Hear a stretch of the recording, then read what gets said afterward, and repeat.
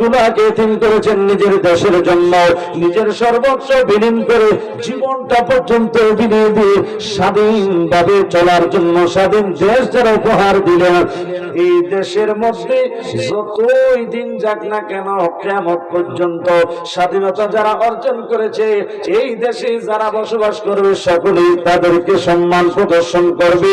শুধু তাই নয়, রাষ্ট্রীয়ভাবে তারা সম্মান পায় না। কথা কোন ঠিক কিনা?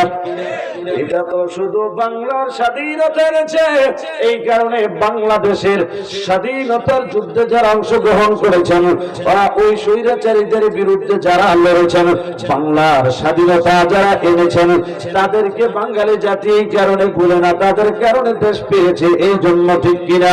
কিন্তু বাবারা আমার, ইসলাম তো শুধু বাংলাদেশের মধ্যে সীমাবদ্ধ নয়, এই সিলেটের মধ্যে সীমাবদ্ধ নয়, হবিগঞ্জে সীমাবদ্ধ নয়, গোটা বিশ্বব্যাপী ইসলাম আছে না নাই?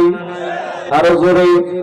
এই জন্য বাবার আমার, ইসলামের স্বাধীনতা কোন রাষ্ট্র কেন্দ্রিক নয়, ইসলামের স্বাধীনতা কোন এলাকা কেন্দ্রিক নয়, ইসলামের স্বাধীনতা গোটা বিশ্বব্যাপী।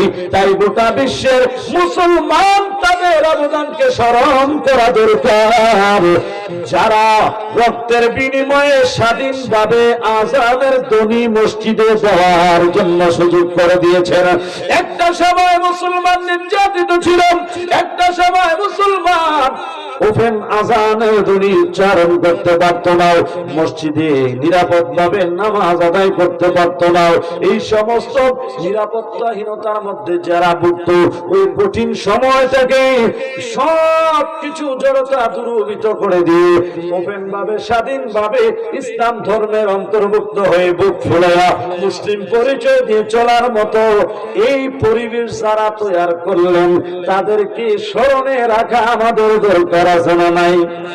এই জন্য বাবারা আমার, আপনি আমি হয়তোবা কিতাবের পাতা থেকে পড়ে ইসলাম শিখেছি, হয়তোবা আলেম উলামাদের জবান থেকে শুনে ইসলাম শিখেছি, হয়তোবা কোনো আল্লাহ ওয়ালার সুহবতে গিয়ে ইসলাম গ্রহণ করেছি, ইসলাম সম্পর্কে জেনেছি।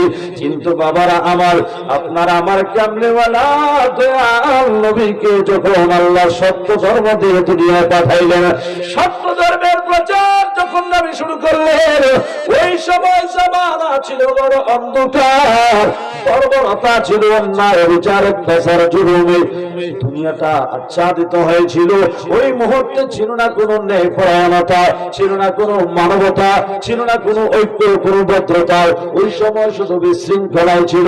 এই ধর্মের মধ্যে এত সুন্দর নিয়ম নীতি শৃঙ্খলা এনে দিয়েছেন যিনি, তিনি হলেন আপনার আমার দয়াল নবী। জোরে বলেন সুবহানাল্লাহ। এই নবী সত্য ধর্ম নিয়ে দুনিয়ার জমিনে আগমন করার পরে আমার নবী আল্লাহর পক্ষ হতে যখন ইসলাম প্রচারের জন্য যখন হুকুম পেয়ে গেলেন, এতদিন গোপনে নবী ইসলাম প্রচার করতেন, এখন প্রকাশ্যভাবে